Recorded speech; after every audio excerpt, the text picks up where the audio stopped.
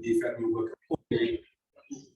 according to directions of the Fiji government and through NDMO. We also have, with the preparedness and response fund, there's also a preparedness phase. So we try and support, so the Australian government tries to support CSOs with AHP partners, and also support NDMO, Ministry of Health, and the Ministry of Education with preparedness work leading up to the disaster period. This happens during the peacetime, so we're talking May to October. If you're wondering what's the pot of fund, that will be determined when we have the conversation with Canberra. But for our preparedness and response fund, there's been an elevation of support that we have received approval from Canberra. 2 years ago, up until last year, it was 700,000 Australian. This year, we're still trying to work around how much we can get from Canberra, what's being approved before I can share that with everybody. So I know things are ticking, and given the work that you're doing leading up to disaster period. There's also other ways that we assist. So we work with the Australian Red Cross, and the Australian Red Cross work with the national societies through IFRC, International Federation of the Red Cross. Obviously, the AHP partners, they were they were given support during COVID, Herald, COVID-2, and YASA. So there are multiple mechanisms that are in place that Australia provides that goes to the Fiji government specifically, and also to CSOs, targeted CSOs that is supported by Australian government. Other than that, very recently, we're starting to talk to partners. So we've spoken to IFRC very recently with UN OCHA this week. Who else have we talked to them? That's it for now, but there are plans to talk to the AHP partners and also other UN agencies that are involved with cyclone preparedness and response. Rudy will come to your table, to your office soon. We talk to you what is the plans of France, Australia, and New Zealand, how that mechanism works, just so we are in line with responses and everybody coordinates when it comes to cyclone. I was just telling Danny quite recently, because I work in the CSO, for some of us, we like to coordinate, but we want to be coordinated. So with this kind of setting, this is perfect because we get to know who's working on in which area, who's working in which community. So for that, I think that's my 2 minutes is up.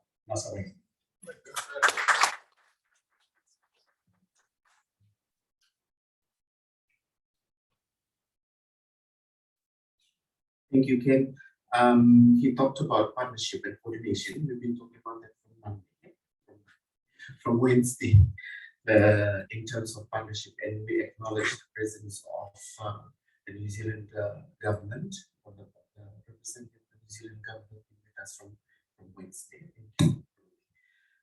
We'll now like to ask the director and NDMO to come and share. Again, congratulations, Madam.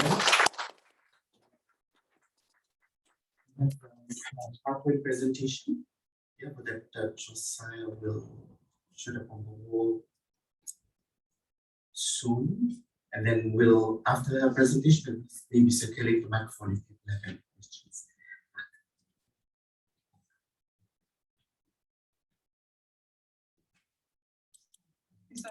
My apologies, I'm eating eggs because I haven't had lunch. But warm greetings from the Honourable Minister and the Permanent Secretaries, and also acknowledging the effort put in place by EPCOS. Thank you for joining us on a series of webinars that we've had this week. It has been an interesting webinar. We had a webinar hacker that hacked the session this morning, but it's a learning curve for our IT team to revise and better improve as we move forward. Unfortunately, we'll go a little bit longer than Ken, but I'll try and be as short as possible. Next, please. Next, please. Tropical cyclone outlook. If you have any question on this, the man himself is sitting at the back. You can divert all your questions to him. But in a nutshell, as predicted by that office, we are looking at 3 cyclones this year, with 2 expected to be above category 3. As to the reason why, that's the question for Director. So where do you fit in terms of the national disaster management structure? As you are aware that the Act is currently under review, the bill is with our PS, just awaiting further amendments before it's sent across to the SG's office. However, the structure that you have before you is the structure that is now in the bill. That you have the National Disaster Management Council that reports to Cabinet. You've got the NDMO, we've got the divisional commissioners, the DOs and the PAs, and as you process know, this is where you align yourselves to the DOs, to the PAs, and then report to the divisional commissioners. The new inclusion in the structure is the Fiji cluster system, and I believe most of you are aligned to one of the leads for Fiji cluster system. So Fiji in a nutshell has got 9 cluster systems headed by different ministries and then co-lead by either a UN partner or a civil society partner. Out of the 9 cluster system, NDMO is the cluster lead for logistics, and it's co-led by the World Food Programme.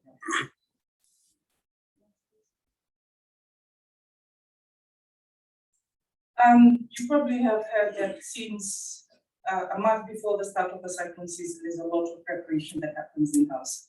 One of it is conducting our Emergency Operations Center, or what we call ORC check, Operation Readiness Check. So for those that are not aware as to how many EOCs we have a total of 38 Emergency Operations Center right across Fiji.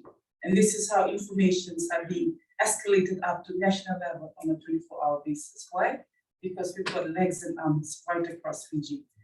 And during an operation, all these EOCs report to their divisional EOCs.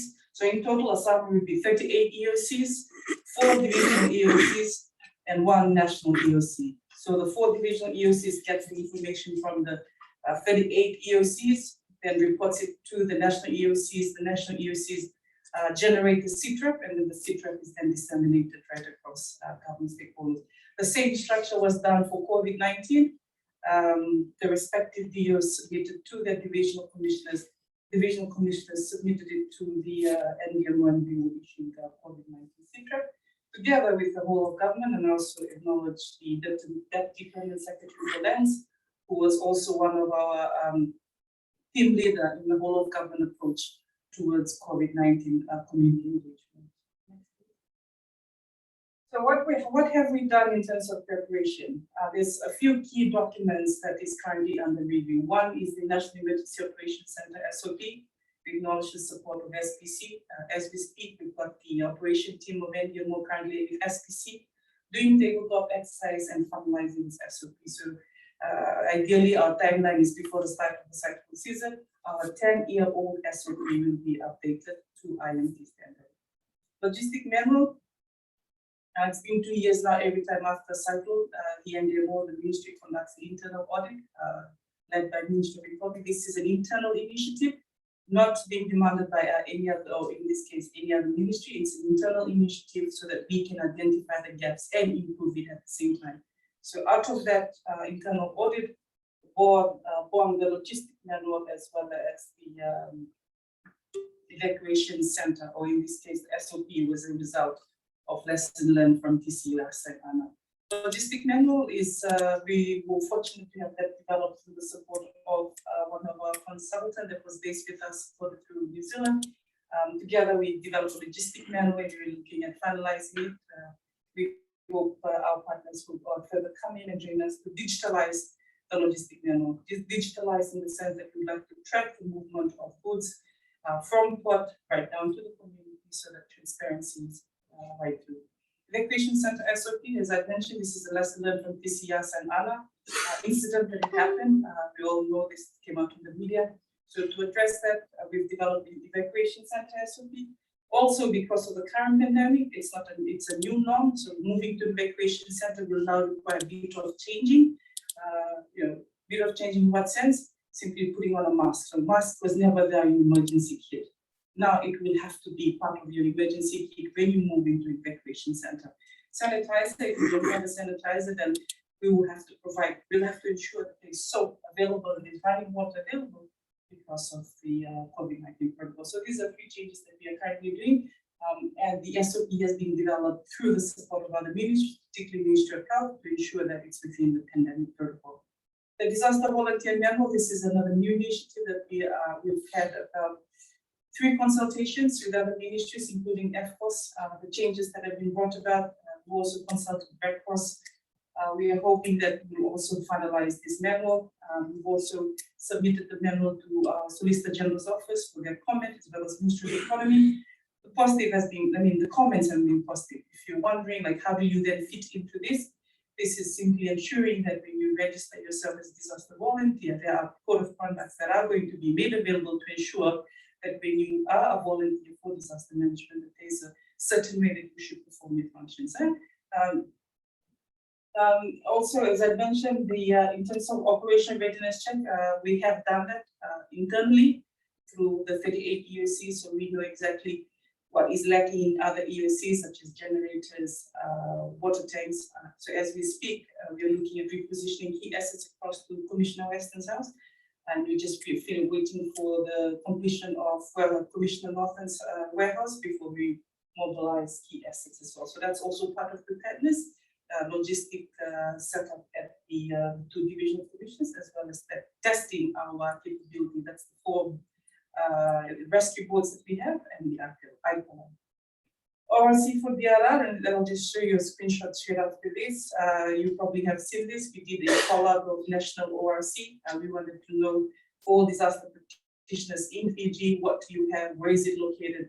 And we've been fortunate that through this ORC DRR, there were a total of about 49 organizations that actually submitted their operational readiness check. And out of that 49, there was even a component where we are now able to know the experts that are available locally, and when need to be mobilized, where can we actually pull these experts from. So we now have this pool of experts available locally, and the organizations that they belong to, should they need to mobilize them, the information is available. CBDRM training, acknowledging the support from PCDF, ANDRA, and Live. This is something that's ongoing. I believe last week, PCDF was in Tailewu, and I think next week they will be again in Narata, conducting CBDRM training. Something that's coming out strong now from the community is how do we ensure that we are disaster ready. For NDMO, it's standardizing CBDRM. So not only are we working with our partners to ensure that training is going to be conducted at the community level, we're also trying to standardize the training. The reason why we're trying to standardize the training is to ensure that if the training methodology is being executed here in Suva or in Narata, the same training methodology should also be done in Moa, so that when the communities respond to a disaster, it's the same principles that are being executed on the ground. So this is one of the reasons why we're trying to standardize it, so that everybody knows what to do. So if you leave your home, if, for example, you come and visit somebody here in Nicoleo and you just happen to be there during disaster, and if you're part of the emergency committee that you are in your community, then you know exactly what to do. Okay? So the mindset is to ensure that the technology, the technique is consistent right throughout. Right? I've mentioned about the reposition of RNFIs, the EOC training. Where we do CBDRM training, we work very closely as well with key partners, but we also train civil servants. So for us, we call it double EOC, or Work in Emergency Operations Center, where we bring in civil servants as well as partners who are working through our BOs and our PAs, and train them on how to operate. It's not a normal walk-in operation. You have to know where you belong, whether you belong in the planning cell, whether you belong in the operational cell, whether you belong in the logistics cell, and not only knowing where you belong, but knowing the functions that each of these cells perform. So this is why we do work in emergency operations, so that in an event where you enter into such a situation, you know exactly what to do. The National Disaster Awareness Campaign, this is ongoing. You probably been seeing a lot of our social media platform. The last webinar ended today. And also, while I'm still on ENDO, we also, our acting government sector also announced the ENDO competition. So we have 3 competitions, one of it, and this is the first time we're doing this in conjunction with Ministry of Housing, the design of temporary shelter. Gaps that have identified over the years is shelter or housing is one sector that's been severely affected and the cost of it is high. And for us to mobilize into an area where the homes are completely destroyed, the very next best thing we can offer to the community is tent. However, for us, we know what resources we have. We have timbers, we have roofing iron that have been blown away. Instead of waiting for us to bring tents, you yourself can just pull together materials that you have lying around to put a temporary shed just to ensure that your family is safe, or just to bring your family out from the evacuation center home so that you can start rebuilding your lives. So lesson learned from that is one of the competition category that we released today. We're asking the general public to make a submission. So first prize is $2,000 for design of temporary shelter, and then the second is $1,500. Again, the idea here is to build community resilience. Sometimes a lot of political head that comes in. Oh, it's your responsibility. For us at NDMO and for you as disaster practitioners, our goal is to build this community resilient. So how best can we ensure that as our community, how can you rebuild quickly after you've been affected by a disaster? So these are few things that we are introducing. Also, we are also launched today is the poem competition and the video competition. So you should be seeing this in our social media platforms. We'll be releasing this information. It will be running for a month before we close and we announce the winner. Oh, and it's all cash prize this time. Right? Partners mapping through 3W. I believe this is something most of you are aware. In the event of a cyclone, we work very closely with UN OCHA on the 3W platform, or some of us call it 5W. Who's doing what where? Just to ensure that there is no repetitions. And again, a lot of this is lesson we do learn from Winston, where a lot of communities will given support where some missed out on the support. So to do that, the who's doing what where metrics was developed with the support of OCHA, where we're now able to see or to ensure that the services are distributed to all the communities that have been affected. Right? Upscaling communication system, we are fortunate through the Japanese government. Right now, as I speak, I've got another set of operation team up at the north, installing HF radio to all the 9 EOCs in the North Division. Lesson learned from both Yasa and Anna is the black spot areas. We have black spot areas in Honolulu. What do you mean by black spot? You have the towers, but when the towers are down, there's absolutely no communication. So to avoid that, we've been fortunate with the support of the Japanese government. We are now, well, all 9 HF radio have been installed. We are just taking up the computers now because the HF radio has the capability to also transmit email, even without the Vodafone digital tower. Through this technology, we will then be able to ensure that emergency information are brought to the decision makers so that lives can be saved. And last one is the Tsunami Siren Extension Project. This is an ongoing initiative as well with the Japanese government. As is, we have 13 tsunami sirens in the Suva Peninsula. We all know if there's a hazard, it's not only be in the Suva Peninsula, it's right across. So to improve on that, the Japanese government is supporting us with an additional 26 tsunami siren that will go from Lami all the way up to Ra. And this multi-hazard tsunami siren will enable us to communicate information quicker to our coastal community in an event there's a threat. Next, please. So this is just a nutshell. Again, with the support of OCHA, we've been fortunate to conduct our national readiness, operational readiness check virtually or online. As I mentioned, 42 agencies had submitted their ORC checks. Of that 42 agencies, there are 12 clusters. My apologies, there's only 9 clusters. We have to clean that up. One of the clusters is appearing there is coordination. Coordination is not a cluster for Fiji. That's 49 agencies. Of that 49 agencies, 34 of them cover nationwide, which includes all the 4 divisions in the district. 9 agencies cover only the divisional level, and I can't see the other one, cover the provincial level. And then we've got a wealth of information that are now readily available for our decision makers to make quick turnaround decisions to save lives. But we also, interestingly, what we also have in that matrix is a question on COVID-19. So how has your performance been affected by COVID-19? Has it been the same or has it changed? And it's interestingly that when we look at this, that some of the performances of our practitioners have actually changed due to COVID-19. Now, questions were raised, and I was like, okay, how does that help you? It helps me because it allows me to identify the organizations that have been affected and then matchmake them to an organization that's being so that it can mirror the operations that or mirror the services they provide. As I mentioned, for us, it's about community resilience. WSC training, this is the training that we have been doing across the division. We've also gone all the way up to Tavioni as well as Rotuma. There were plans to continue that this year, however, we all know what happened. Pandemic came in and all the training stopped. CBDRM training, these are few villages, communities that we've conducted CBDRM training in an event where a village is close by to a community that has deaf members in it. We try and involve them in this well as part of the training. But in a nutshell, that is the list of communities that we've done CBDRM training. This is just from 2018 to last year.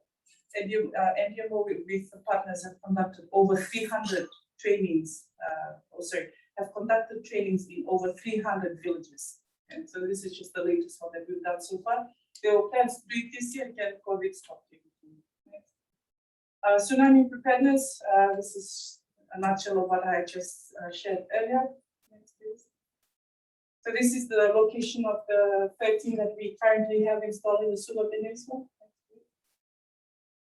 This is the extension, so that's the 26 sirens, the locations of the 26 sirens. And this is just the map to show the location. So what we, through again technology, we're able to see the buffer in which the siren can go. So we try ensure that the buffer are overlapping each other, so that in areas with high population, the siren can reach them. And again, this has been done very closely with the support of not only the Japanese government, but also MRB as experts in the area of earthquake as well as early warning on tsunami. So this is something that we did very close with MRB, where we did analysis on areas that has high population and areas of coastal or vulnerable to coastal inundation to ensure that when the siren is placed there, it is placed for a reason, for the safety of our community. So last slide, what are we here for? Key messages preparedness. I believe this is something that we have been saying from last week and this week, and of course, Buddy may have been sharing this. Simple retrofitting, simple, the webinar on food security, there was a good presentation from Itoke Affairs where they talked about traditional preservation, ways that you can preserve your food in a traditional way. Some of these methods have existed over the years, it's just that we have not thought about it or we've not revised some of the existing methods. So we're trying to bring them back. We're going to put it up on the social media so that those that are in areas where they don't have network, at least they have some pamphlets or some instructions on how they can use traditional method to preserve food. 3W reporting, again, very important. I'm pleading again on behalf of government to each and every one of you.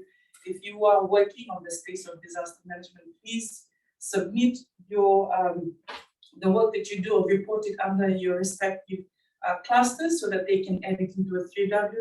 This 3W, in an event of a disaster, whenever the Honorable Prime Minister is being briefed, 3W matrix is something that's continuously on our slide. We update him on who's doing what where.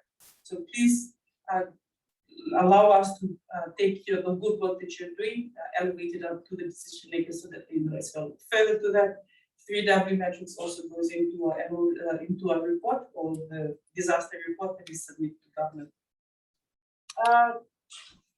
Last but not the least, partnership. You probably heard the theme for this year is only together, or in other words, working with our partners, working with the UN family, working with yourself. Disaster happens to everybody. Disaster does not discriminate. So we are asking you to please, as we move closer to the cyclone season, join us on board and work with us to try and disseminate the preparedness message across the communities. If you need flyers, if you need posters, let us know. We will be printing as much as we can. We'll be disseminating it. Should you need, let us know. We will bring it to you.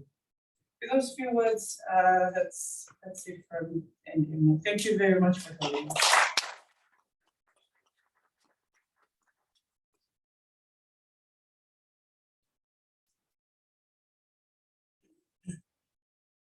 Thank you very much, Director NDMO.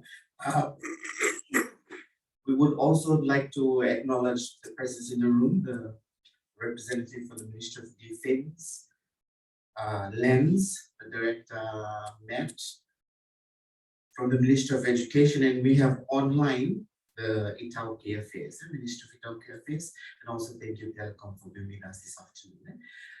We would like now to go online. We have the Pacific Humanitarian Team that's online. The Pacific Humanitarian Team that's online, and they would like to share maybe a short message with us this afternoon. Josiah,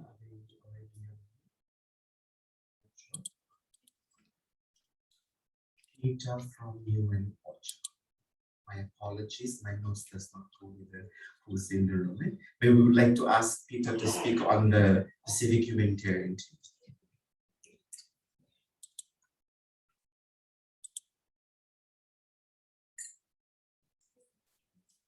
Thank you very much and good afternoon, esteemed guests.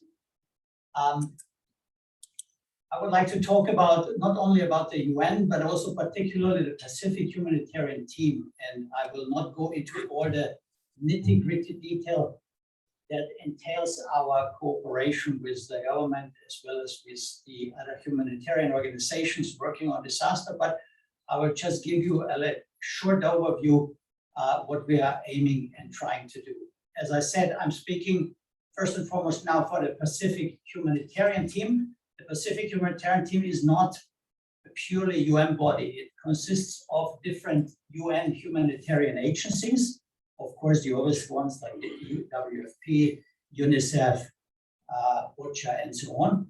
But it also has a representation for international NGOs, which is Oxfam, and it has also the Federation of Red Cross and Red Crescent Society as a representative of the Red Cross movement.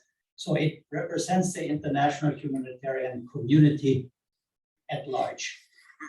And the main reason is not only for Fiji, but for the region to assist in the preparedness and then particularly also in the disaster response. The Pacific Humanitarian Team, for that reason, works very closely with the government, on one side with the MDMO, but on the other side also with the humanitarian partners on the ground and also with the national clusters. As the NDMO director has already said, Fiji has a national cluster system. The Pacific Humanitarian Team also has a regional cluster system. These cluster systems are headed by UN agencies or INGOs, and their main objective is to work together with the national clusters when it comes to the preparedness and when it also comes to their response.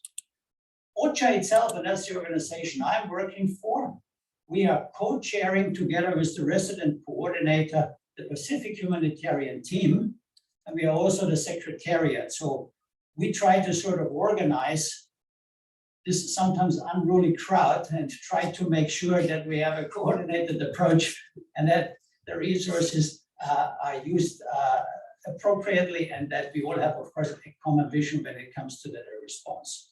And we as OCHA, being a coordinator, and as City from NDMO already said, coordination is not the sector by itself. We are particularly working together with the NDMO. The NDMO, of course, being the coordination unit of the government-led response, is for OCHA, of course, the first port of call when it comes to support the response. And this we do in the sort of working together in making sure that there are standardized assessments, making sure that we can assist in fabricating the necessary information products. That means, for example, the situation reports, the different maps, the 3 Ws, etc., so that everybody has a good understanding of the situation and also of the humanitarian needs. And last but not least, of course, we also can assist in the raising of funds. When we have, of course, the needs established, then very often we are helping with designing a humanitarian response plan or a flash appeal, or as was the case with TC YASA and with TC Herald, we can then also tap on our own financial resource mechanisms like the Central Emergency Response Fund.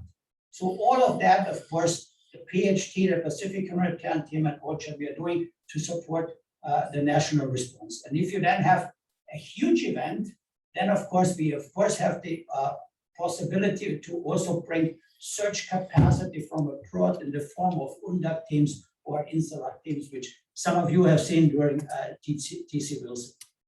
So this is sort of in a nutshell what the Pacific Humanitarian Team and OCHA can do.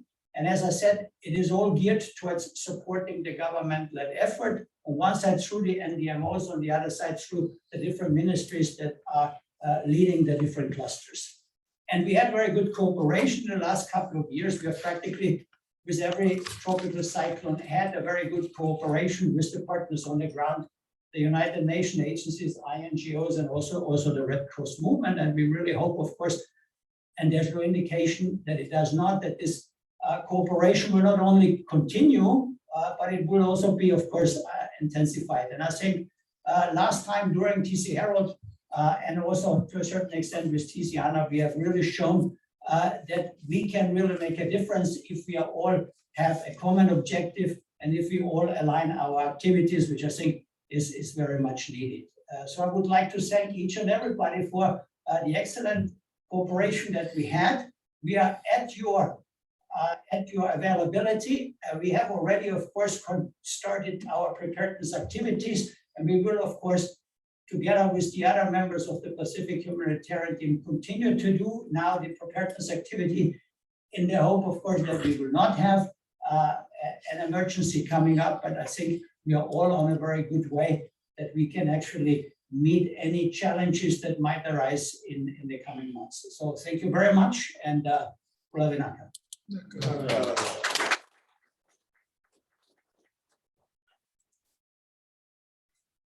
Thank you, Peter. Now we'll go online and ask if anyone from or members of the Pacific Humanitarian Team has any other comments that they would like to contribute.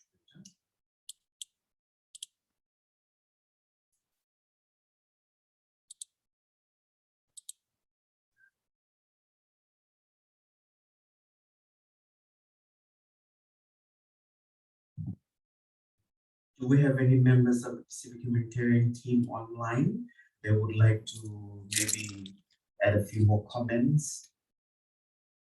If you're with us online.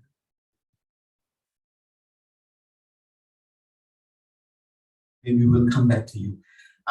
We have microphones that's available, and we would like to ask members of government and also telecom if you have any comments or anything you'd like to add, including the Ministry of Fijian Affairs, the Tauki Affairs, that's what.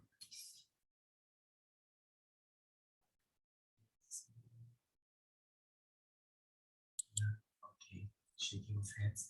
Would like now to ask CSOs and members of the ecosystem here if you have any questions to what's been shared so far, and to members of government and also our development partners and Pacific Humanitarian Team. We're all very quiet now, that's very worrying. Any questions? Any comments? Okay. One of the things I noticed when the Director NDMO was presenting is the preparedness, going towards or preparing for disaster. Knock wood, it doesn't get to us. And one of the things we've been talking about just before lunch is how can we work together, identifying a work plan, who can do what, or who else will we tap on to bring it. So they've already started sharing with us what's already in the pipeline. Plans already happening, SOPs ready, the training manual. Do we have questions or comments? Yes, can we have a microphone with us in front? Please, we ask that everyone speaks on the microphone because people are online, they would like to hear as well. Report to all. Just like to read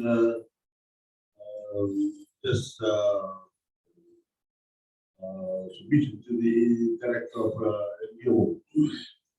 I see that all the programs for the disaster preparedness are with the villages in the individual provinces.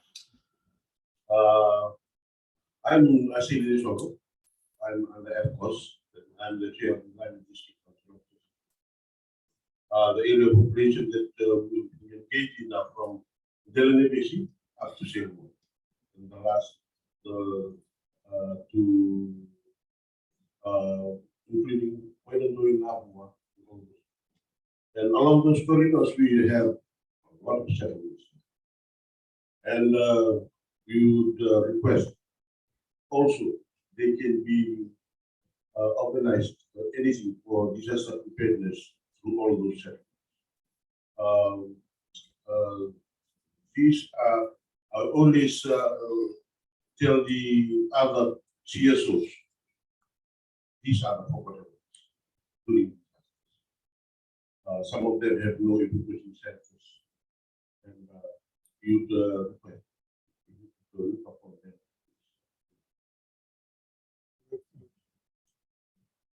Thank you, Asili. That's a request. No one left behind. Any other comments? Folded arms at the back. Any comments? Vani has her hand up. Microphone, please.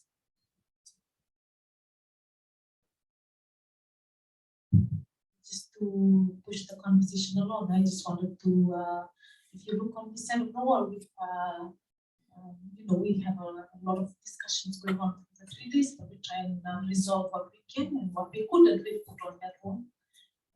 And I know that Director Ndemo had already addressed this yesterday in her presentation. One is the issue of the unvaccinated, what happens during disasters. Would they be able to access the same services, the same support? And the director had assured us that that's entry into evacuation centers for the unvaxxed is guaranteed. The other one is the role of police in protection at the ECs, and I'm glad that Ministry of Defense is here and they might be able to answer that question. The other one is around existing structures, and a good example is Bularana or welfare committee at the village level. How do we use them as well in some of the work that we're doing on the RR? There's some questions around the Ministry of Commerce and Trade, particularly because some of the NGOs engage in work around infrastructure, shelter. We had Phil Ready, she's still there, she's still here.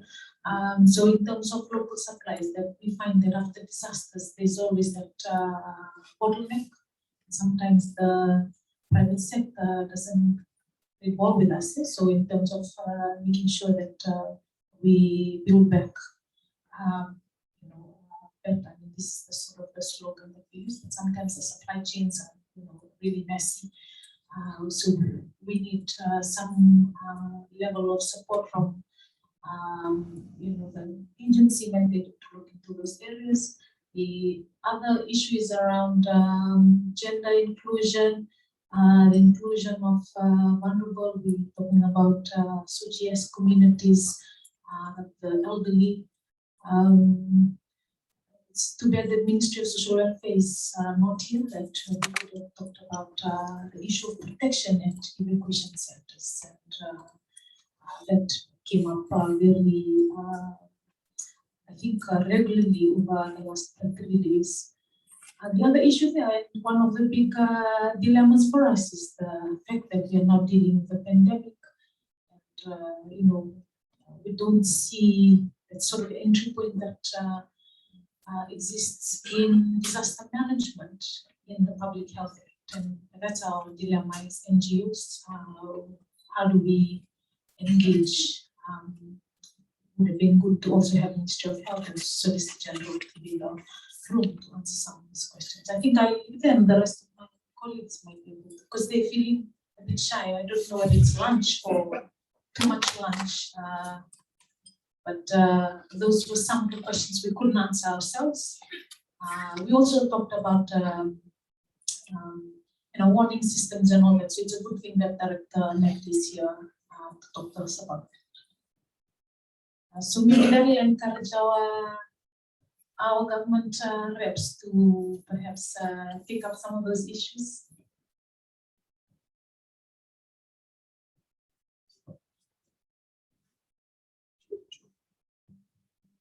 Thank you for that. Good afternoon, all. My name is Aquila Sabu. I'm with the National Security Defense Council Secretariat within the Ministry of Defense, National Security and Policing. It's an honor for me to be here to talk with the CSOs on this important topic, because something that has been pushed always from starting with our minister, all the way down, is the need for not just the whole of government, but a whole of nation approach when addressing disasters. Because we are in it together, and we all need to work together in order for us to overcome the disasters that we face. Thank you for putting up the questions. I think it makes the discussion a bit more easier so that we know where to target our comments. I'll start with the second bullet point, and probably Director Indemo can carry on from this. I think it's really important what you've got in the package there. The ECSOP, in terms of standard operating procedures, who does what, the delineations, and also what are other duties that certain organizations like the police, like the army, or other organizations like CSOs, the duties that they need to carry on. The unfortunate thing is the development or the further improvement of those CSOs, sorry, not CSOs, SOPs, I should say, arise from when incidents happen. So when an incident happens, then we can understand the gaps. We can see the gaps more clearly. That then we know what we need to improve in those SOPs. There have been incidents in the past that has been raised, and of course, it has led to the amendment of those SOPs to ensure that there are no gaps in terms of what the SOPs address. And probably Director Indemo can elaborate further on that. I'll try and address bullet point on the Public Health Act and how the response mechanism is such in terms of a pandemic. Under the Disaster Management Act, it's very clear how agencies resolve, where they are placed, where they move it, so everyone knows their role. Under the Public Health Act, it's also quite clear the response mechanism. And the response mechanism is led from, I think it's part 7 of the Public Health Act, where it is a government-led initiative with a lot of authority and with the Office of the Permanent Secretary. I think a forum like this is important so that you can compile the resources and responses and provide that to the Office of the Permanent Secretary to say, this is what we can offer in response to that. Because you're looking at different legal frameworks.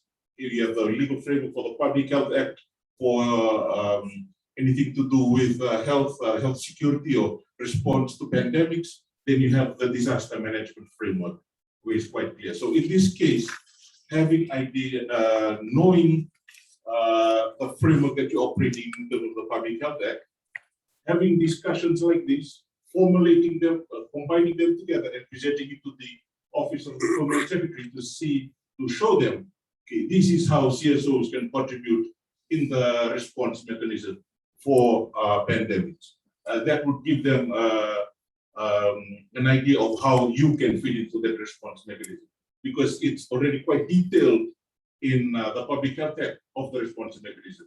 Now you can say, with that response mechanism, this is how we add value to that in terms of CSOs. Yeah? So I think that's, and I will carry that by saying I'm not a lawyer, but it's based on my understanding of having read laws for over 20 years and how to interpret and implement them in day-to-day operations. And so, based on my reading of that, I think that will probably be one of the best ways for the CSO community.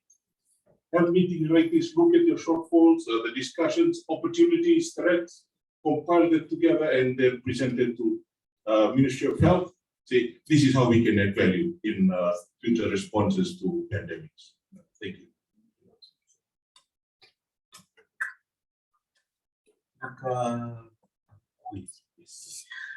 Joseph, do we have a We question? have Micho Yamanda.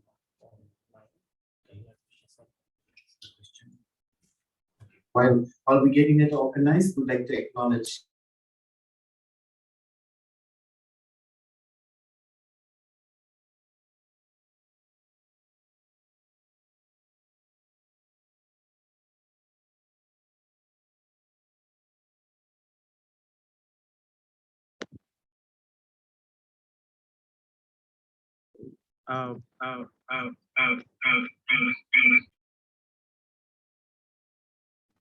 Micho, you have Oh, hi. Hi. Can you hear me? Yes, we can. Okay, sorry, the sound from your side is a bit choppy, so I wasn't sure if you can hear me, but I hope you can hear me. Good afternoon. My name is Micho Yamada. I'm with UN Women. We are the lead for the Pacific Humanitarian Protection cluster, and we have also a GVV subcluster within that, led by UNFPA, and we also co-chair of the Fiji protection cluster in support of Ministry of Women. So thank you very much for the presentation by the previous speakers, and it's great to see all the preparedness activities for this upcoming cyclone season. For our cluster, it's a bit hard to differentiate what we do from the Pacific humanitarian side, and then also in support of the Fiji cluster, but we are focusing on, of course, preparedness activities for this this season, specifically on data collection and building on the lessons from the last disasters. For example, we just had the capacity building session for the women interest officers for better data collection and management as a preparedness for this coming season. And as FCOS director has also mentioned, it's really important that we focus on women and children and other vulnerable groups like people with disabilities and other groups. So the thing about, of course, protection is that we need to look at the mainstreaming in other sectors, other clusters. So we look forward to more collaboration on mainstreaming these issues in all the sectors, and working very closely with NDMO on the key initiatives.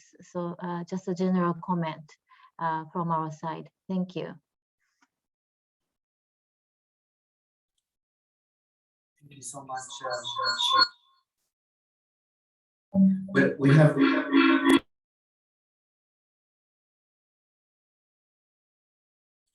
Thank you. We have time for one more question or comment from Peter. And Ken. Okay, you have two.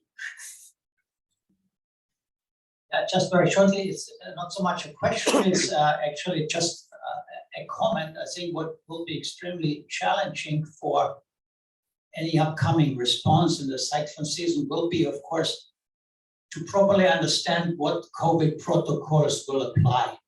So this is just sort of a comment to make sure from the government side also that, of course, as this is a moving target, that we always have a clear policy, of course, what kind of COVID protocols will be necessary to be taken into account when we're going to mount the response. Thank you.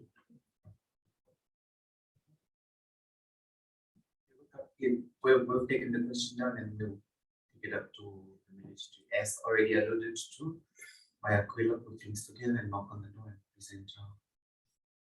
Ken? My question is to direct Met Office. We've heard a lot about responses, what we should do, when and how. I think it would be good if we could hear from Director Matt as to what to expect leading up to the cyclone season. With India was in category 3 to 5. Expecting 3 for this cyclone season. So yeah, good to hear from Director Matt. What should we do, or what are the likely symptoms? For lack of a better word, before we expect to be a lot of rain, a lot of sun. What should we prepare? How about it? Sorry, Okay, I think we can have the conversation after this answer. Yeah, thank you, and good morning, everyone. Mr. Telefo from the office in Nandi. So exactly what the city said, we're looking at 1 to 3 loans for the Fiji group. For the region, for RSMC Nandi area, we are responsible. We're looking at 4 to 6 cyclones. Talking in terms of numbers, we're looking at average to near average cyclone season, very similar to last cyclone season.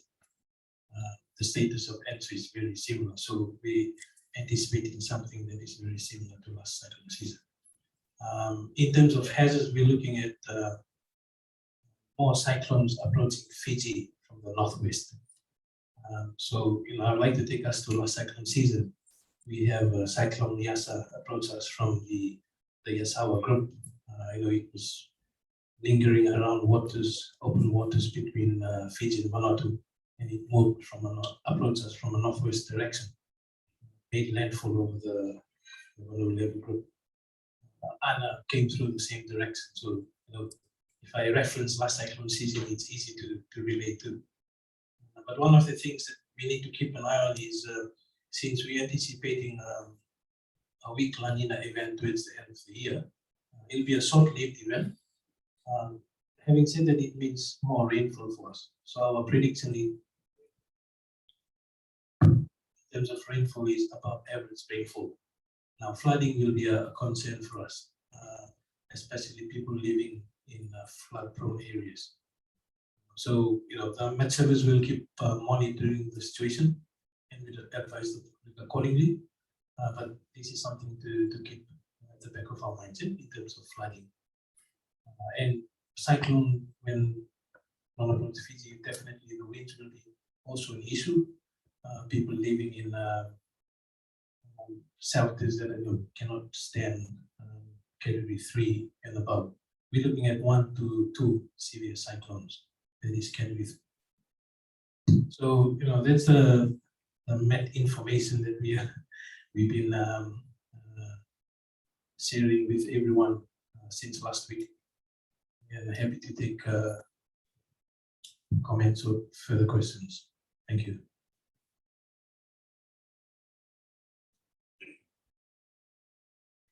Thank you, Mr. Tali, for talking about hazards, maximum rainfall, then rainfall about average, flooding. Yeah, but in the earlier, the director Guillermo talked about preparedness. We've been fleeing around that line from Wednesday. Yeah, so really, we should get prepared already. November is around the corner, this weekend. So hang on to your questions and your comments. The director Met will be around for tea afterwards for your comments and other comments. We'd like now to invite Vani. She has to talk about what have we talking about.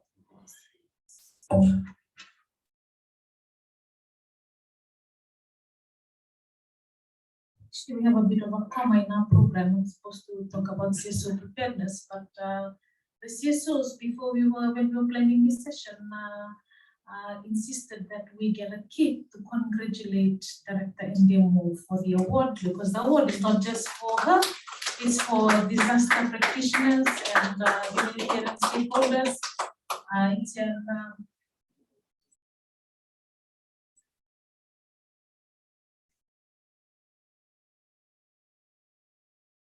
part of why we have pushed it to the middle of the program is because she has to run back. She's been summoned by the minister back to the office. I think there is an event that's taking place at the HQ, and we wanted to quickly just congratulate her. And just to tell her that I think it's a good signal for us as disaster practitioners that the work that we are doing sometimes goes unrecognized, and I think most of us have been active for the whole year since December, responding to TCASA and then Tiziana, and then COVID-19 came, some of us, and many times we forget to celebrate the little achievements. And this is not little, this is a big achievement. I think there was more than 100 applicants or nominees for the award, and she was able to get the main award, which is, forgive me, I think it was in the media a few days ago, just calling that up. The award is the inaugural Women's International Network for Disaster Risk Reduction WIN-DRR Leadership Awards. And the awards, which comes with a cash prize, at least we ask us some money, celebrates women's achievements in reducing disaster risk in their communities across the Asia Pacific region.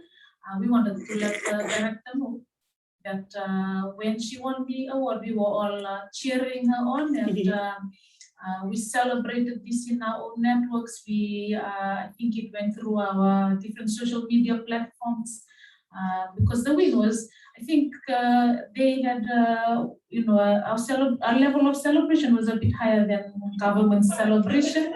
It was as if we won the award, but it's a good thing that we can share with this, and we wanted to just ask her to come and cut this cake. And then she has to run off to NBO. So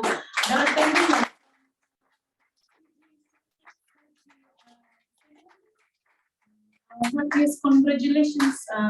We were so pleased when it was announced that you had won this award. Of course, we were all tuning into the virtual announcement, and we just wanted to thank you for the great work. It's not easy. I know it's not easy being in this space, always under pressure. And being a woman, and this is for us a good thing to celebrate, particularly as we are going towards November. So this is the only time we can stop, pause, and reflect. And this is the words that Piango Idi said for me to say when I told her, no, there's no space in the program for it. She goes, it's time for us to stop, pause, and celebrate. So thank you, Idi Piango, who gladly stepped in to get us a cake to congratulate you. So from your friends in the civil society sector, congratulations.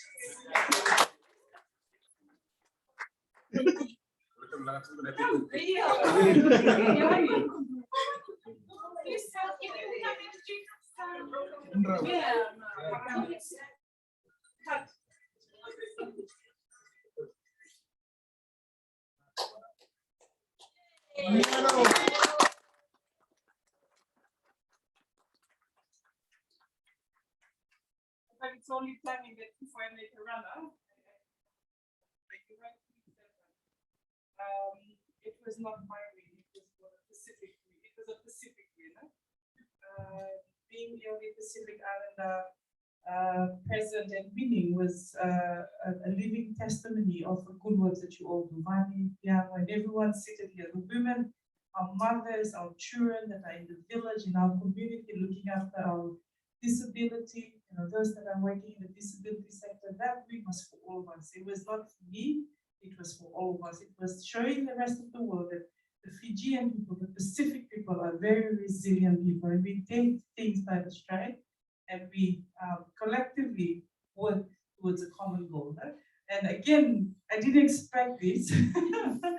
I was invited to the presentation, but the cake, the gesture, the thought is really, really appreciated. And you rightly said, it's a good start to the cyclone season. I hope, and I hope, and I hope again that there's no cyclone before Christmas and New Year, because we want to spend Christmas and New Year from this year. Thank you again, and I hope to come back after this.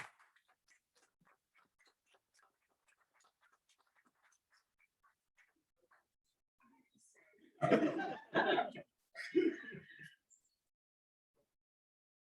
thank you. Director Dumo, and she can take her leave because I know that the minister is waiting for her. So I know that we are running behind schedule. So thank you to those who have joined online. Thank you for bearing with our delays. Just very quickly, I think my team is going to give you copies of this for those who have come from government. Yes. Thank you again, Director.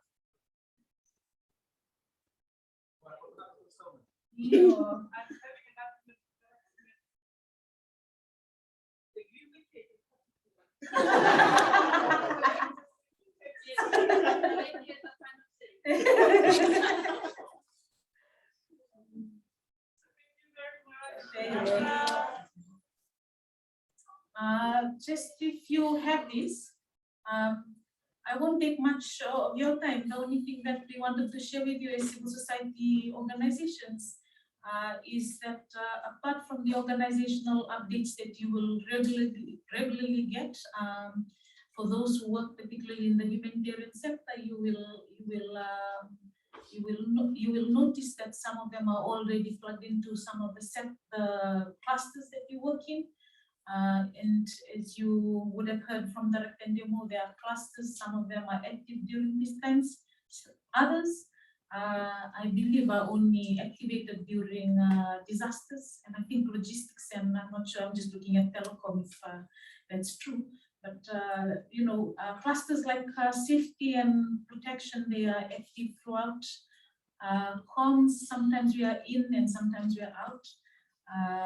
Comms and community engagement cluster. So you'll be getting updates from organizations. Our purpose today is really just to give you a brief of what we've got, ready as sort of a documents that or guidelines that work at the sector level for us as civil society organizations. Many times we've been wrongly accused, sometimes wrongly, sometimes rightfully, of being all over the place, all over the place, particularly during humanitarian events. The one thing that we do acknowledge is that we need better coordination, and that's what ECOS has been trying to do with the support and the goodwill of many of the NGOs. You would have gotten a binded copy of the documents we've been looking at, and some of these documents were developed in 2019, and we continue to improve it. Like Peter said, COVID-19, brought some new implications for the work that we do in humanitarian response. You will find in that binded document, one is the contingency plan, which is quite new. And you would have, at least from the concept note, picked up that contingency plan came out of our experiences over COVID-19. We found that without DISMET being activated, we really found it hard to try and position or find entry points into the general response that government had led with regards to COVID-19. So after having a conversation, I think around June, and Peter and a few others were in that discussion as well, we found that a lot of the questions we had were not answered at that dialogue. It was a virtual dialogue around coordination and how do we get into communities, how do we get food, how do we get other support into communities, particularly with the lockdowns happening. So after that initial dialogue, we came back, we said, we might need to organize ourselves as CSOs because we found that DISMEC, usually when DISMEC is activated, we knew exactly where to plug in, where we could go to get directions in rolling out our support. So when COVID-19 happened and DISMEC wasn't activated, that was a bit of a, that was challenging for us. And so brought about the discussion for contingency plan. I won't bore you with the details because you have a copy there. It's still in a draft form and we're trying to finalize this. There are different types of scenarios that we have imagined for its implementation. We haven't shied away from issues like tensions in community and perhaps instability, which is why we invited Ministry of Defense into the room, because we know that if those things occur, at least we are ready as civil society organizations to continue to provide services. So that's the contingency plan. We will be finalizing it hopefully before the end of the year, but those things are, we're hoping that the cyclones don't take up all of our time so that we can come back to it and finalize it. The other one is a Fiji CSO protocol.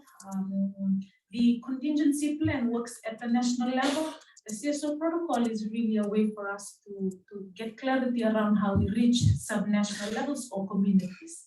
One of the discussions we've had is a lot of the stuff that we do or when we go into meetings, it just remains at the national level. And we were lucky to have community representatives in the room who often,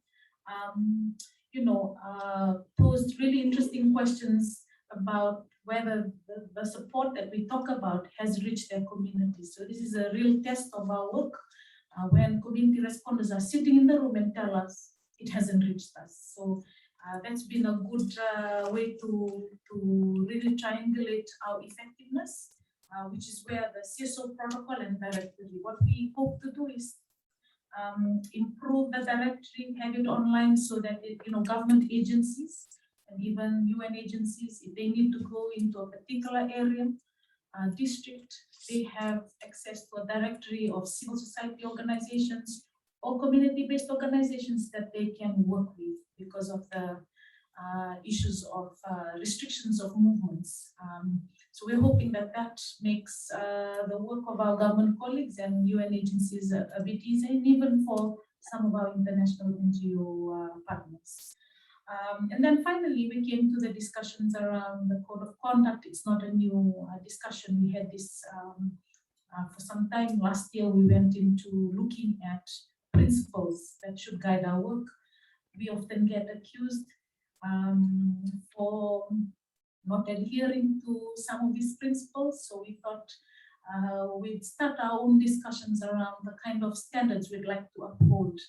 And at the heart of our work is the do no harm principle. It's because we understand that communities are our ultimate targets. We want communities to be better, to be resilient, and to recover. Upholding ourselves to a standard of conduct is a great way to go. One of the things that CSOs insist on is their independence and the impartiality. And so for us, the development of our own standards is a conversation we'll continue to have. And we welcome, of course, government and UN agencies' inputs into that. One of the things we were ambitious about, what we wanted to do was to look at exactly what the director said, who's doing what where. There was so much that we talked about that we couldn't do that effectively, but what we did manage to do, Chosai, if you can just bring up, this was why we had a late lunch and we walked into an empty room. We weren't just enjoying the hotel food, we were actually working. So if you can pull that out, Josiah, do you have that? What we did was when we looked at our action plan, we looked at what else was missing and who else did we need to work with in order to ensure that the contingency plan would be effective. So it's a list of things that often we come into these spaces as NGOs and start pointing fingers and say, you're not doing this, you're not doing that.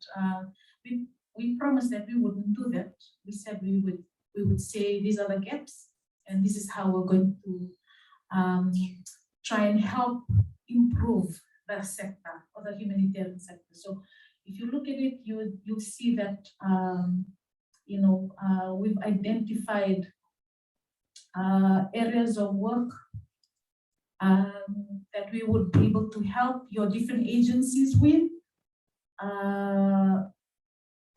So there were 18 actions that we had to quickly work through before we went to lunch. This includes, training on inclusion with our government counterparts, discipline forces, looking at impartiality in terms of humanitarian aid, the accusations that often gets, leveled at us because of the way we distribute some of the aid that goes out into communities, looking at vulnerabilities and helping government understand the various types of vulnerabilities that exist and that have emerged since COVID-19, looking as well at psychosocial support or training, because that's an area that we often ignore when we do this work. We found that, that sort of situation occurred during TCSA. A lot of it has to do with communities. This is because of our belief that localization and communities are the first responders. That's in recognizing that they also, before we reach them, before we reach communities, impacted communities, they are already rolling out their own response plans. Yeah? Turangani corals have to keep the communities together before we actually get in. So recognizing that and helping to deploy support from the CSO sector to help prepare communities for that. So I think that's in a nutshell what we wanted to share with you as our government and our UN colleagues, as well as our development partners, to show you that there is really agreement in the CSO sector for better coordination. We are finding out that that when we don't work together, people actually lose their lives, and that's something that we shared, that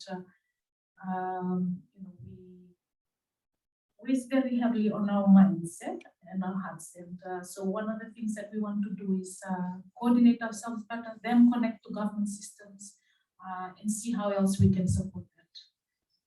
I think I'll round it up there. I know that my colleagues from Ministry of Education are really looking at me very intently. I know that they want to speak, and I'll leave it there as a person. I'm happy to take questions if colleagues from government have questions around what we've done.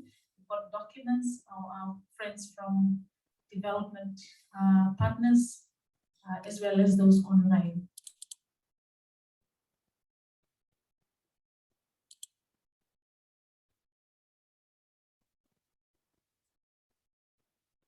Thank you. I keep looking at the hand gestures from the back, and something about maybe coffee or that.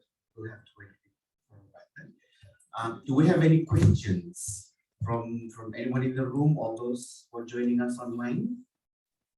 Any on chats? Just like.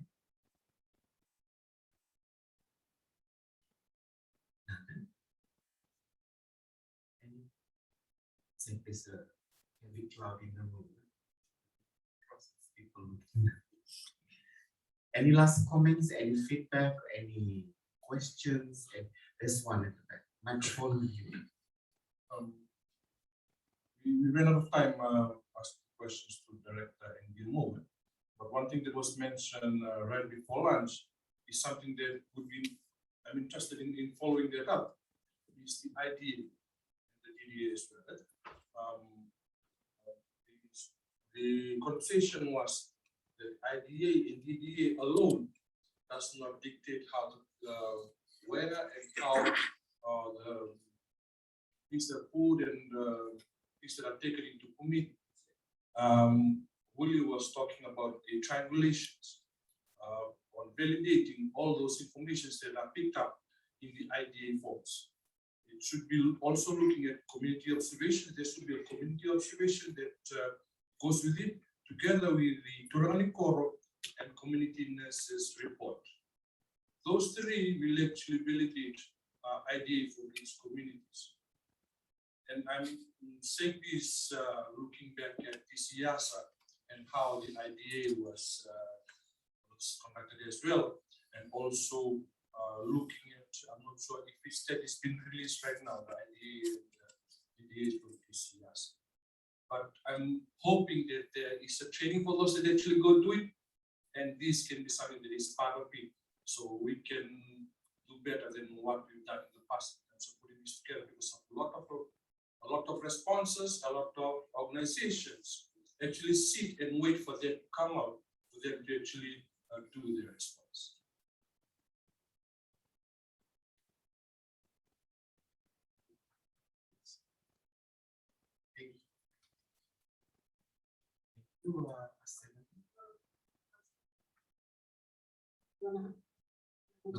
We'll take the comment down because it's a question addressed to the director and more, and we can help facilitate get that question answered. Yes, my questions to Director India. Okay. So part of the contingency plan that we've been working on, for the past 3 years was mapping our membership of the CSOs against the Fiji national cluster. For us, we've mapped ourselves against that cluster because that system has worked and is working. And the connectivity from the national subnet division and district level right through the community level, it's a predictable system and it's not broken. I see the potential chaos in terms of interacting between the two clusters at the national level. And also that we also need to acknowledge the sort of the quasi-cluster that exists in the communities, like we were talking about. We've got different members from the communities here who have mentioned that there is the Mulararamba communities that sit within the villages all over Fiji, and they have 9 communities, and this looks like a cluster system on the ground. And so the CSOs, if we map ourselves against the Fiji cluster system and the PH cluster system comes in and they're talking at that level, how does that impact our engagement and on the ground and our approach to the communities, and how does that affect the swiftness of relief supplies to the ground? Does it elongate that process, or does it confuse it? Where do we streamline the 2 or 3 systems? How do we interact within these systems? And I heard from Madam Director was that they were preparing the templates. So part of the activity of preparedness work plan was to conduct vulnerability assessments in our different communities, community profiling. One of my questions is there data sitting with the government that can be shared with the CSOs, of course, to allow us to prepare ourselves to inform our resource mobilization as well and response, instead of reinventing the wheel? Are we able to share data in a very strategic or careful way? I know about data protection as well. Can we share this data to allow us to mobilize our resources? In addition to that, going back to the assessments, she was talking about the template that they're developing. Will this also be shared with the CSOs? Will there be some sort of coordination of data collection under each cluster? Will there be training and giving up of the data collection exercise so there's no traffic jam on the ground, and will data that is collected be centralized, and who can access that data? Because we've got different CSOs and we've got different people going into the ground collecting their own data. Can we harmonize some sort of template under each cluster sector, and can we identify who collects what data and where can we access this data from? Thank you. Thank you, Asinada. Peter, can I put you on the spot? The Pacific Humanitarian Team, in terms of clustering, clustering at national level, how does that trickle down, or is it connected in whatever form, or we at the community level, and then maybe the one seeing back and forth, how does that show in terms of data? The clustering and data.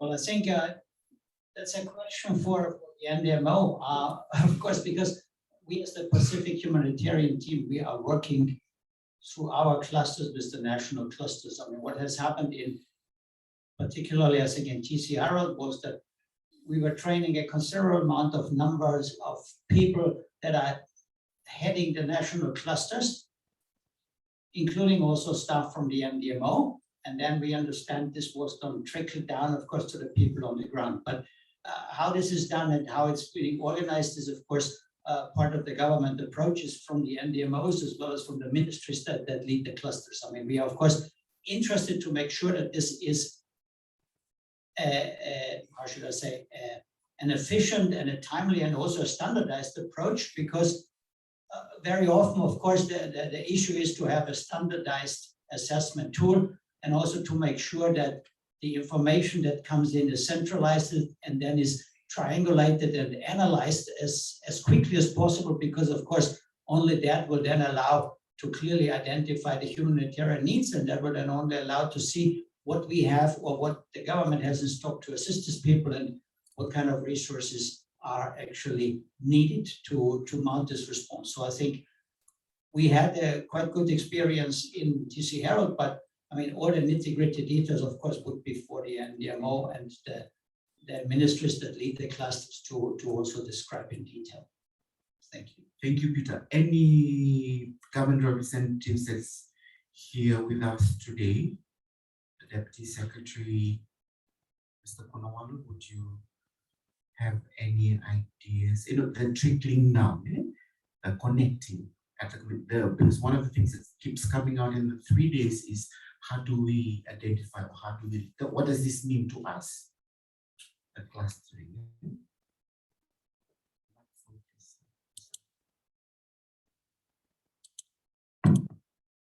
Thank you, Professor.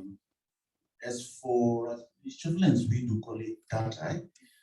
As you know that the current pandemic that was compiled by the Ministry of Health, that was done by our ministry's, our geospatial division. For data compilation, I will have to go back to the Director Geospatial on what particular data that you would like to request in terms of your role in individual CSOs. I just have a comment, a general comment on my experience with the last TC YASA, and I only got recalled to replace my peers for the committee, the briefings, and I found that I would suggest or propose, for different CSOs, your nature of operation, if directly related to any of the ministry or any of the organization, like LENS, which CSO's role, I know in terms of funding, especially, will assist us in terms of our core function. For example, our hydrogeology division in Mineral Resource Department, it was unutilized on a yearly basis. When this incident in Reketi, I've got the name that Nabapatu, yes, there's a crack in the middle of the village, which our hydrogeology division was specially called to go and inspect, and thus the relocation, and we came up with a recommendation for relocation of those villages. Those are areas that we need support from CSOs, and not only funding in terms of other areas like advice on what other areas. That's my contribution this afternoon from Ministry of Lands. My apology, I was just getting this afternoon, and PS asked me to come and sit in for this workshop. I would be happy to address some of the things to discuss. Probably in terms of, I will only talk on the lands issues and then mineral resources, not on other areas which you are familiar with. Yeah. Yes, basically that's all. My experience, Fanny knows, we part of this briefing, the committee that's been coming up. What I've noted is this, like the CSO, so to speak, like they work in silos. There was no main coordination within the CSOs. I actually discussed with the General Red Cross, which I asked her, what's the role? Like that. I mean, because we are friends, that's the reason that's what I've noted during the disaster briefing. And now, like this pandemic, it's another disaster. What's your role? As Madam Director mentioned, in this whole of government, in this pandemic, whole of government work as a team to combat this pandemic. We went out to assist the Ministry of Health, which is not our core role, in terms of profiling, going on into the settlement, not only all settlements, including the informal settlement, which one of the settlements has been neglected all the time. So our role is to go to this informal settlement to do profiling and the needs. What are the needs? And this was brought up in our the main operation center, which is the Ministry of Health, and then the public they were happy to receive all those kind of assistance. And I believe the report is with the Director Ndemo was the main coordinating officer, which basically led 8 teams within the area of Central Division only, and it moved down to West and the North. If that approach can also be the same principle when this disaster comes in, not only on this pandemic. We already did our recommendation. If we can do it to this pandemic, we can also assist in other natural disasters or whatever that affect the nation. Thank you. It keeps speaking to coordination. And when we talk about data, what does this data mean? And the data needs to speak to us in terms of planning and going forward. I'm going to wrap it up there. Hold your question. Oh, from Director Met, you have a. Please go ahead. I'm trying to answer questions posed to Director Disaster Management, but I like the subject of data vulnerability data. The Met Service is trying its very best because the original source of information comes from the Met Service. We push out information to help everyone make a decision. At the end of the day, the impact on the ground to be channeled back to the Met Service so that we can improve the service that we provide. And I think the World Met Organization, working with the National Met Services, trying to shift from pushing scientific information to impact-based information. And for us to do that, over the years, we've been collecting meteorological data. All over Fiji, we have stations. One thing that is missing is we don't have impact data. And the IDA, the DDA that the subject of IDA, DDA that popped up here, we need to know what data that we need to collect. I mean, different data suits different institutions. And one thing that we're interested in is impact-based data, so that so the coordination, everything is linked to NDMO. I know Lance got some data sets with them, but I think this is a talk that we need to keep talking amongst ourselves to improve coordination, whether it's infrastructure data, damages to infrastructure or to the communities. But the Met Service is very keen on what happens on the ground. That's why I'm sitting here listening to those who work very closely with the community, because at the end of the day, the Met Service needs to know what happens at the ground, so to give us a cue of how good we have post up our forecasted warnings. So please feel free to talk to me or come and see us if you have some important data to share or questions. Thank you. Thank you very much, Mr. Ralifo and Arthur Ralifo. Say my name. The questions or the feedback that you talked about is again looking at data and the information that we have. We need to speak to each other. The right arm needs to know what the left arm is doing. And he's talking about where the data sits and talking about the vulnerability of data. We're going to close off our questions there. We have our closing remarks, and then we'll go and join everyone outside. The closing remarks for us this afternoon, we would like to is from Levan Boaz. He's the resident representative for the UNDP Pacific office. He has been the resident representative since July 2019. Now the Fiji office covers 10 countries in the Pacific, but his prior assignments were at UNDP headquarters in New York, and most recently as the Chief Planning and Operations Support Regional Bureau for Europe and Central Asia. He started in the United Nations in his native country of Georgia in 1996. Mr. Boaz is the acting resident coordinator for the United Nations. Can we? Thank you, colleagues. I just want to make sure that I'm audible. Do you hear me well? Hello, you hear me well? Okay. No, thank you.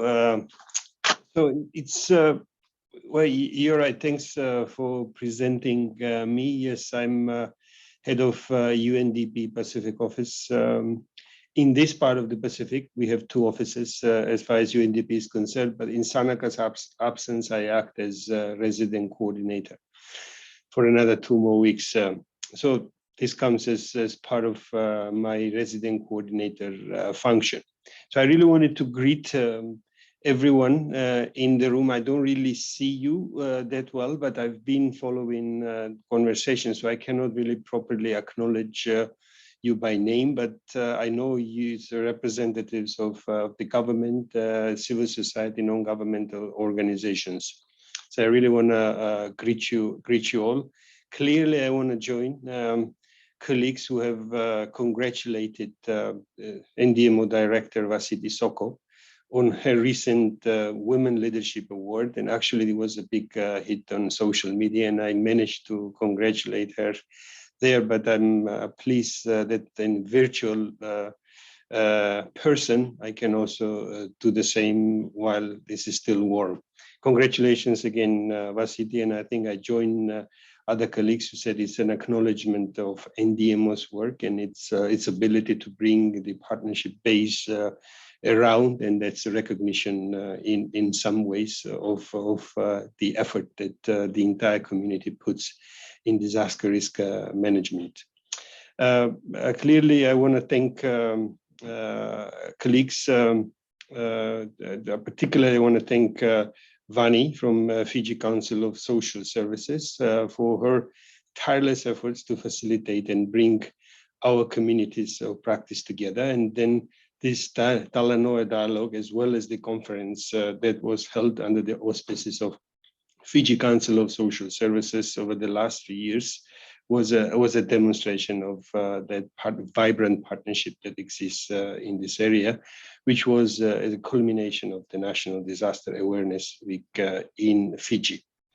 So again, in my current capacity as acting resident coordinator, would like to reiterate the United Nations support for Fiji in emergency preparedness and response, and the role of OCHA to continue to coordinate the Pacific humanitarian team to assist. And Peter has done a great job in presenting what PHT does. Not that you don't know, but just to reassert and reaffirm all of you that the PHT is a very powerful institution, mechanism that involves not only United Nations, but a larger partnership base, and they've proved themselves very important support to government in managing disasters in Fiji. So we definitely, as the UN system, we're very pleased to see that NGOs and community service organizations, they are working together to better plan for disasters. And we definitely commend the commitment of Fiji's first responders and line ministries to support citizens of Fiji to prepare for cyclone season as we emerge from COVID-19 response. And I just, at least I would like some of the predictions we have for this season, that we are likely to be hit by 1 to 3 cycles. Let's hope that this year we are spared from that eventually, because last year, I guess we had a great number of cyclones, which actually was first for me in my career. But I hope that this time, if we have some cyclones, they are much milder than they were last year. So today's Talanoa was an important part, I understand, of the dialogue that we definitely, the entire wider community, need to continue as partners in planning emergency response. And we hope that yes, whenever, if the disaster hits, so we will be in a position to better respond. And then clearly, as with every disaster, so we can always improve and enhance our cooperation effort. And this will definitely help us reach the families and communities that we all are trying to support, and with quicker and more responsive assistance. So again, I would like to express our thanks to the government of New Zealand and Australia. We have provided funding to support the efforts of FCOSS and the Australian Humanitarian Partnership for funding NGO preparedness for response. Vinaka Wakalevu. Thank you.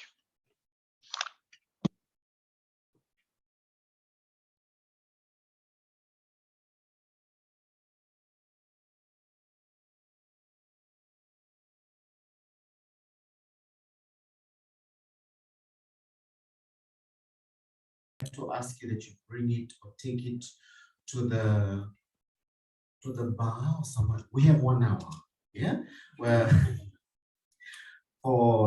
to bring everything to a close for these 3 days. Yeah, thank you once again. Please have your questions ready, and we still have our government partners with us, and we're asking for a group photo. There's the mentions of a group photo after, maybe in front here. And also getting everyone online. Eh? Our photographer is still around. Voluntold photographer. Thank you, Sam. Let's arrange ourselves. The 1 hour is ticking. Yeah, where we still have our questions and comments. Can we move forward? Yeah. Sure. Sorry, guys, online. Sorry, people online, just stay online, please, so that we can get a group shot. We'll have you as our backdrop. Thank you. Okay, everyone, please, can you move to the top quickly so that we can let them go. Mr. Kalsinga, can see you, Levan. Thank you for the speech. Astrid.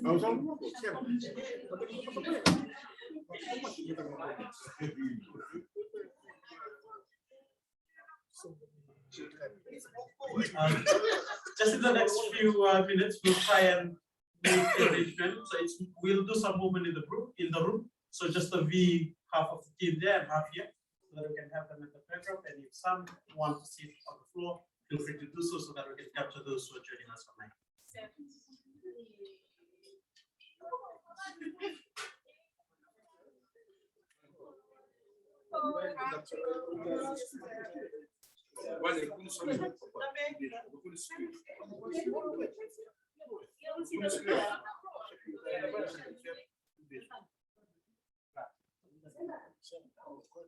Behind the screen.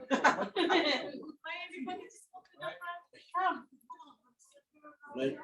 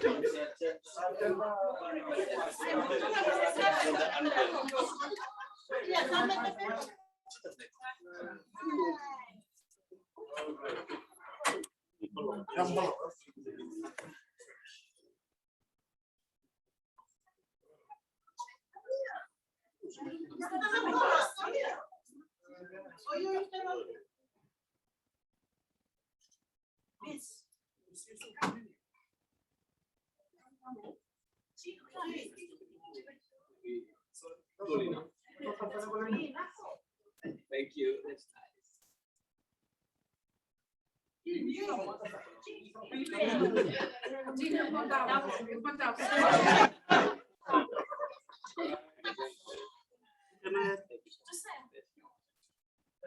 Can I have you joining us online, turn on your camera just for the next few seconds?